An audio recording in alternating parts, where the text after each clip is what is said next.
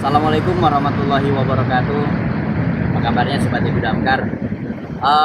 Beberapa hari yang lalu sempat kita melihat ada beberapa kejadian cukup menghebohkan, khususnya bagi orang tua nih, karena ada beberapa kejadian anak yang juga lumayan unik sih kejadiannya.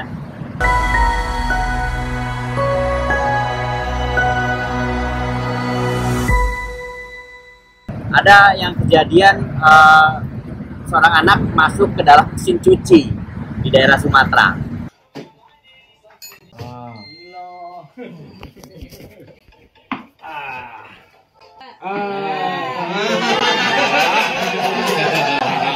Kemudian ada juga anak yang masuk ke dalam lubang air. Nah, itu juga kejadian di Jakarta Selatan.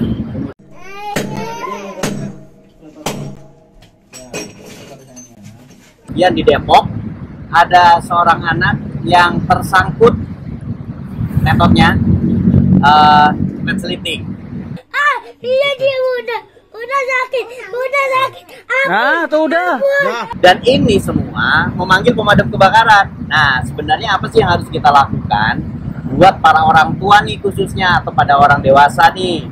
Buat orang-orang dewasa, buat orang tua, apa yang mesti dilakukan supaya hal ini tidak bisa terjadi atau tidak terjadi, atau mungkin resikonya bisa kita kurangi. Saya mengambil satu istilah atau tools atau alat untuk mengurangi resiko dari SafeKit Indonesia. SafeKit Indonesia menjelaskan adanya tools yang diakronimkan dengan kata anak. Nah, anak itu adalah sebuah singkatan, yaitu apa? A itu adalah amati. Amati bahaya-bahaya yang ada di sekitar anak. Amati bahaya-bahaya yang ada di sekitar kita. Apa saja bahayanya? Resikonya apa? Nah, sebagai contoh, misalnya makan cilok lah. Ya, misalkan makan cilok atau makan bakso lah, gitu, seperti itu. Apa sih bahayanya buat seorang anak? Ya tentunya kalau memakan bakso atau memakan cilok, bahayanya adalah bisa tersedak ketika makannya kelupa dikunyah, sehingga anak tersebut bisa mengalami yang namanya tersedak atau choking. Kemudian akronim yang kedua yaitu N, huruf yang kedua yaitu N, nilai resikonya. Bahayanya seperti apa? Apakah dengan makan cilok tadi sampai tersedak resikonya hanya cedera atau bisa menyebabkan kematian? Nah, itu dinilai. Mana resiko yang paling tinggi? Kemudian yang berikutnya adalah ambil tindakan.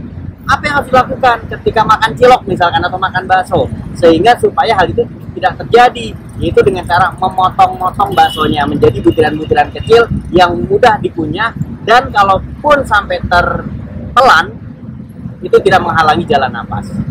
Dan yang terakhir yaitu K, yaitu komunikasikan. Komunikasikan kemana?